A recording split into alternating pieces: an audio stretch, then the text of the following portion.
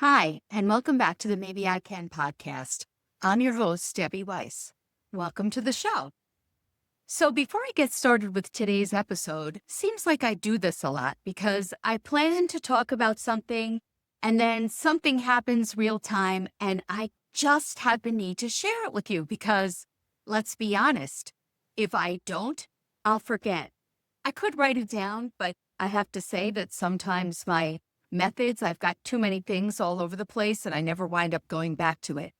And what happened to me is that today I have been waiting for two pieces of news, two decisions that affect my business. Obviously, I'm hoping for a positive result in both cases, but I don't have the answer. And so, when you're waiting for something and it's like you keep checking your email, checking your phone, is it on? Did I turn it off?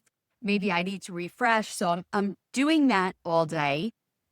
And then in the midst of that, I have not been feeling well. I think I've mentioned over the last several weeks, for probably the last month, sinus thing, ear thing, and went to the ear, nose, and throat doctor. And just literally an hour ago, got a tube put in my left ear.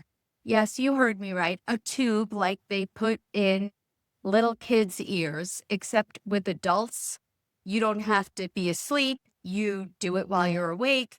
Unfortunately, my ear is my Achilles heel, or I guess my Achilles ear. And so I don't know. I've probably had 20 tubes in my ears over the last decade or two.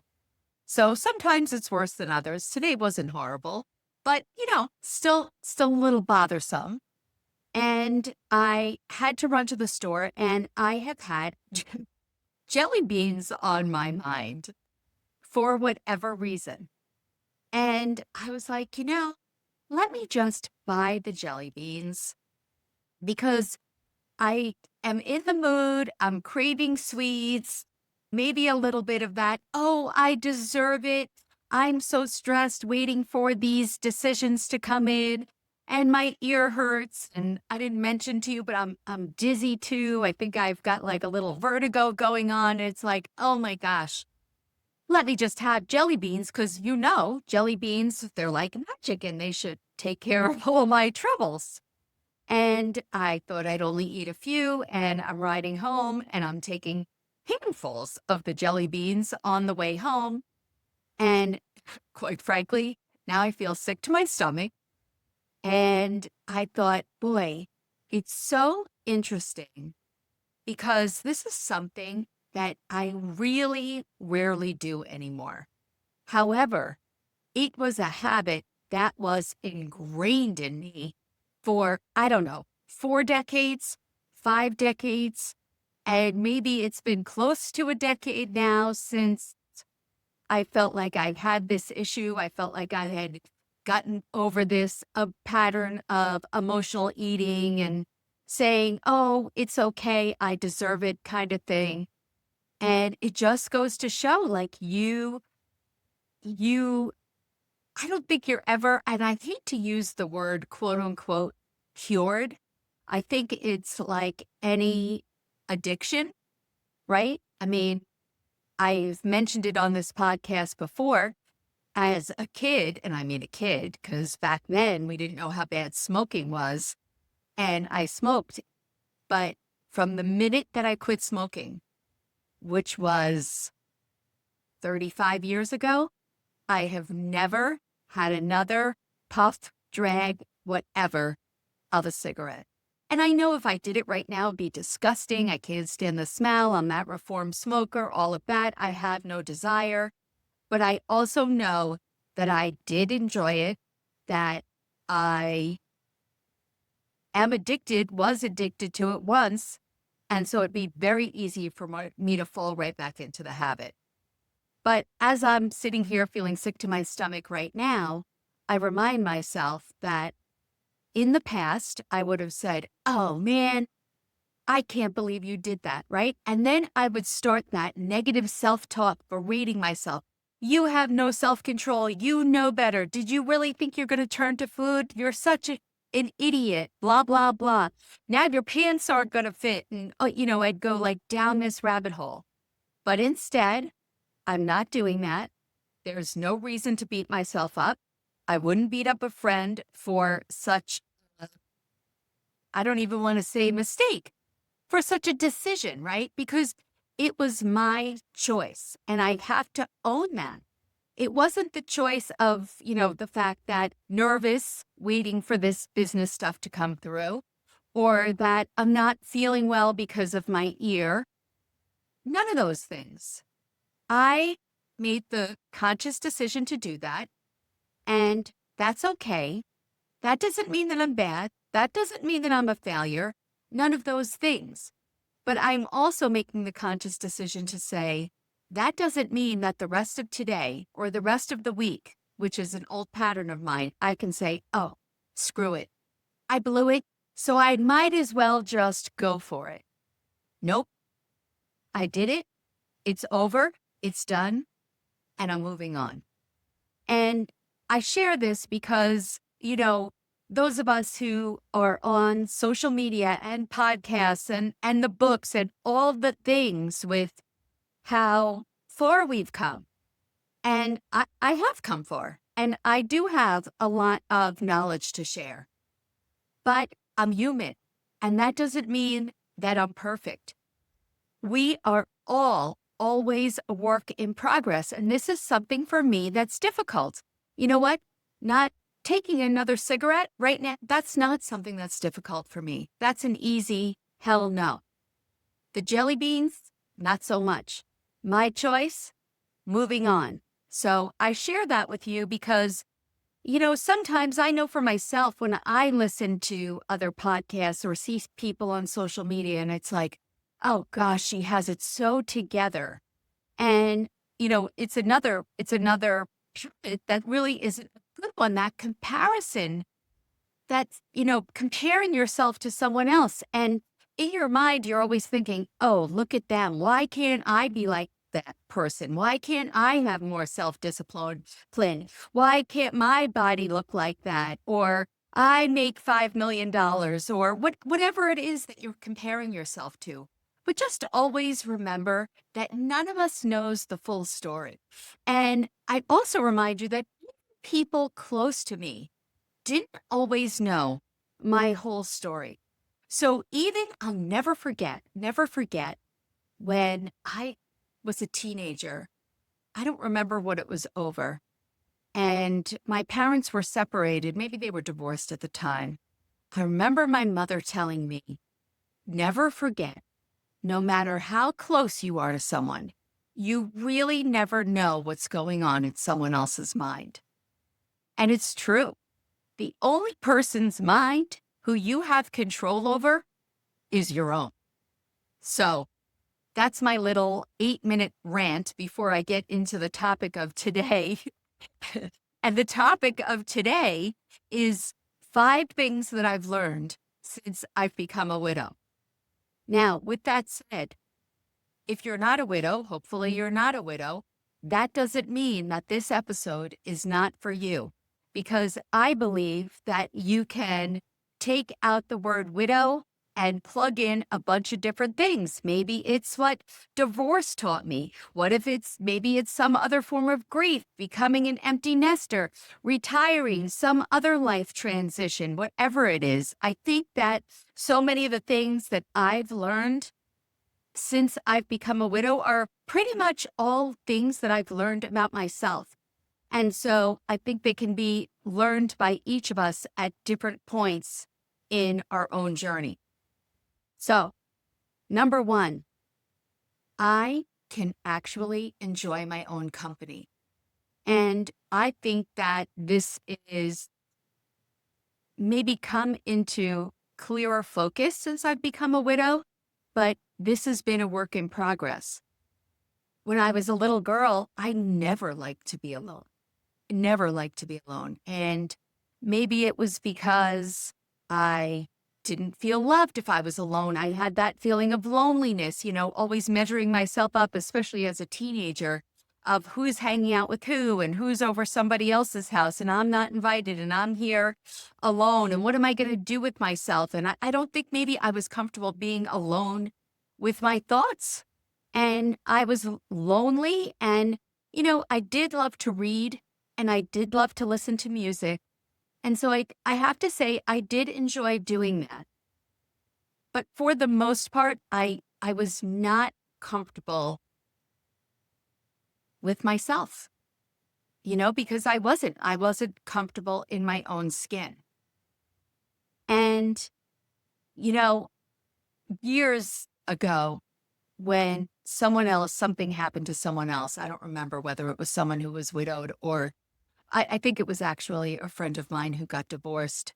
And it was Saturday night and she was sitting home alone watching movies. And I remember just feeling like this ache for her as I sat with Gary, doing whatever we did, eating dinner, watching TV. That was our big Saturday night, but we were doing it together.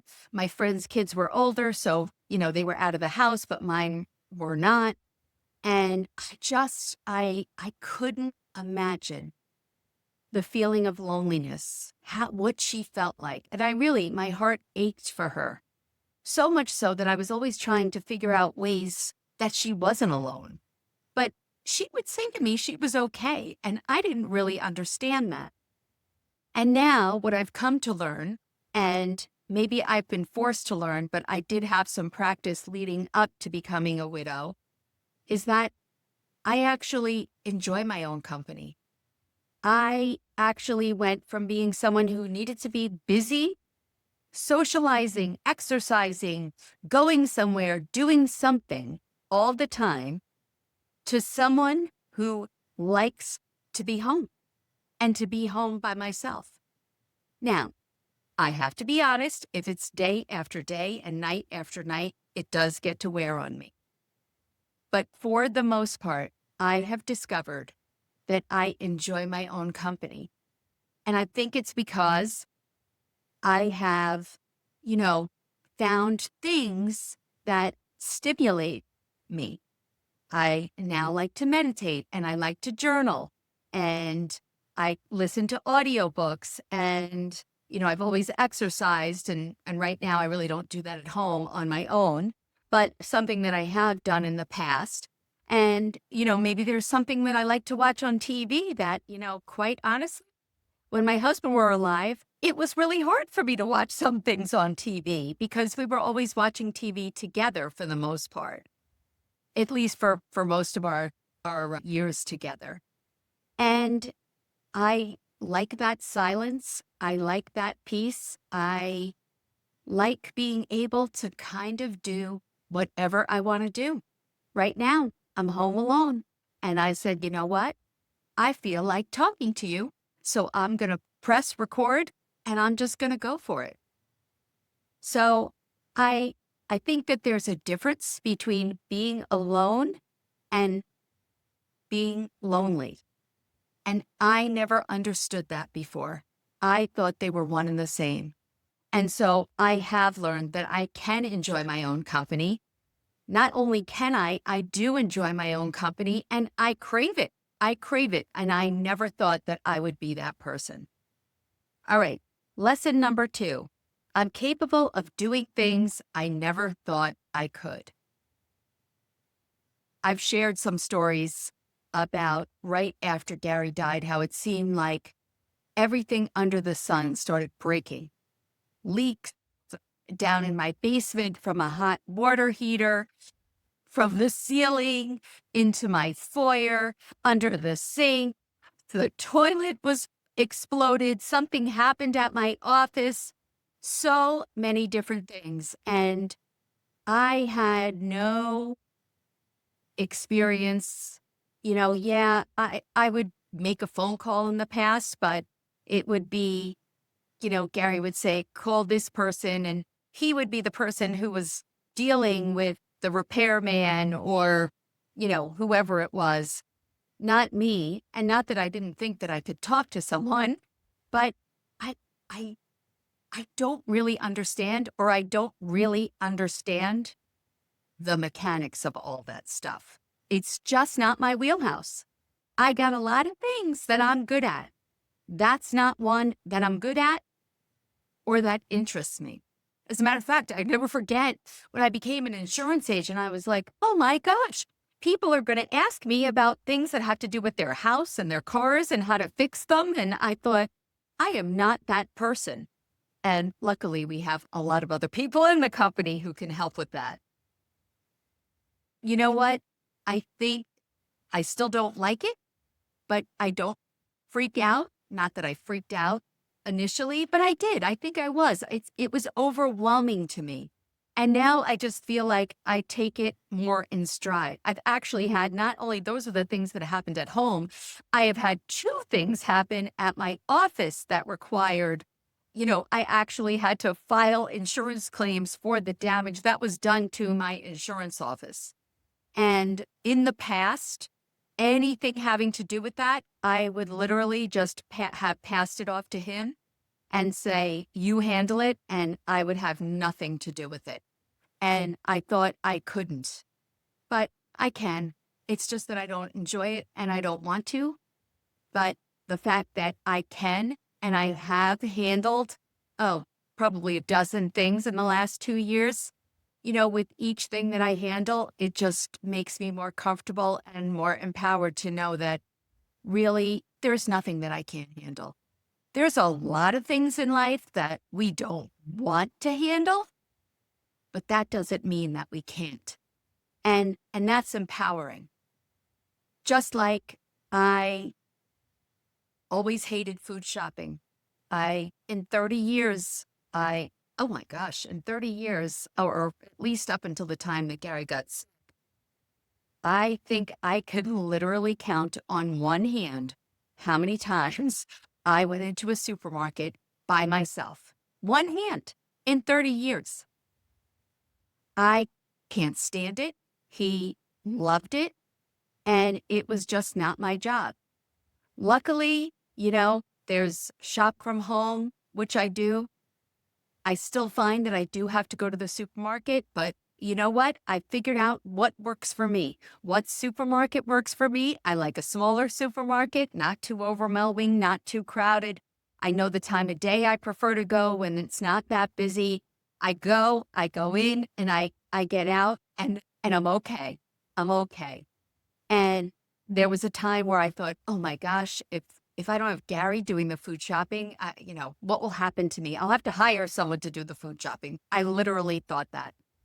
I can do it. I just don't want to do it. Lesson number 3, it's okay to say no to an invitation. I never wanted to say no to an invitation. 1, I didn't want to hurt someone's feelings. 2, I thought they'll never ask me again. And what I've found is that I have to say no if saying no is good for me. And people, especially when you first lose your spouse, people are always trying to include you and invite you places and get you to go places so that you're not alone, which is very nice. But what I found is that there are some situations that I don't enjoy, that I actually find triggering. I'm not going out with 2 or 3 other couples and myself.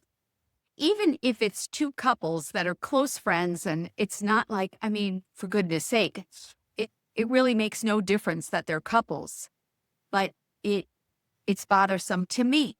And that's all that matters. If it doesn't feel good to me, it's okay to say no. I don't have to say yes to everything. And I think if you are a reformed or reforming people pleaser like myself, you'll understand that if you haven't mastered the art of saying no and not feeling guilty. Sometimes it feels good to stay home. It's okay, and it's okay to say no. Lesson number 4. No one else can do this but me. I think this is a level of acknowledging the loneliness of grief and kind of understanding that we have to get through this on our own. whether it's grief, the loss of someone, the loss of a marriage, the loss of a job, whatever that is. It's wonderful to have people there to support you. Believe me, it does make a huge difference. But in the end, we've got to put on our big girl pants and figure out how we're going to get through this. Nobody else can get through it for us. Nobody else can get through the yuck, the really hard times other than ourselves. And that doesn't mean that we're not going to be emotional and feel all the feelings, because it's important that we do that. However, we can't look to someone else to heal us, right? It's a personal journey. Again, friends, therapists, support groups, all the things we should take advantage of. But in the end, it's us. It's up to us. And we need to accept that responsibility and take credit for it. Take credit for it when we do that. And last but not least, we need to give ourselves permission that it's okay to create a new life. And this is hard because I think that there is, at least for me, there's a little bit of a sense of guilt, like, oh, if I start to create a new life that I might be excited about, that means I didn't love my old life, or I didn't love my husband, or I don't miss my husband. And that's not true. That's not true. I didn't ask to lose my husband. And I think for me, part of it comes, I know part of it, guilt feeling, comes from the fact that when Gary was dying and he was suffering with depression pretty severely, and I was, and I've talked about this before, part of a coping mechanism actually wound up for me being writing my memoir. And I didn't do it at the exclusion of taking care of him. I mean, I did it when he was resting, or I would bring my computer to the hospital when he was, getting a test done, or I would wake up at 5 o'clock in the morning and write. And he said, "You are creating a life for yourself without me." And I wasn't doing, because the whole book thing and everything that I was doing started before he was diagnosed with MDS, with incurable blood cancer. And, that hurt me, that he thought that that's what I was doing, that I was excited to move on. That was not the case. That is not the case. I would certainly do anything to have him here with me and healthy. But the fact is, he's not. And I'm still here, and you're still here. And we deserve to have a life that we love, and only we can create it. I didn't think that I would ever be at this point. I think so many of us never do, right? But life has a funny way of throwing things, throwing us curveballs. And I am hoping that I've got a lot of years left on this earth, and I plan to make the most of them. And just because I am now figuring out what my life looks like moving forward does not negate the fact that I loved my husband, or that you loved, whomever or whatever life that you had before. It just means that we deserve to recreate ourselves. I mean, if you think to yourself, really looking back, how many times at this point in your life have you recreated yourself? Have you turned into a new version of ourselves? That's what it's all about, right? We're constantly evolving and growing. And sometimes it might come out of something that's positive, like, you've graduated with a new degree, or you got a promotion. And sometimes it may come out of something that, is not something we wished for, but it happened. And so we need to evolve and grow, and we should never feel guilty about it. Starting over doesn't mean that or forgetting. It's remembering who we were and figuring out who we're becoming. I hope that something in today's episode inspired you in some small way. I would love it for you to reach out. You can DM me on Instagram at debbie.r.weiss or email me at debbie@debbierweiss.com. And until next time, remember, maybe you can.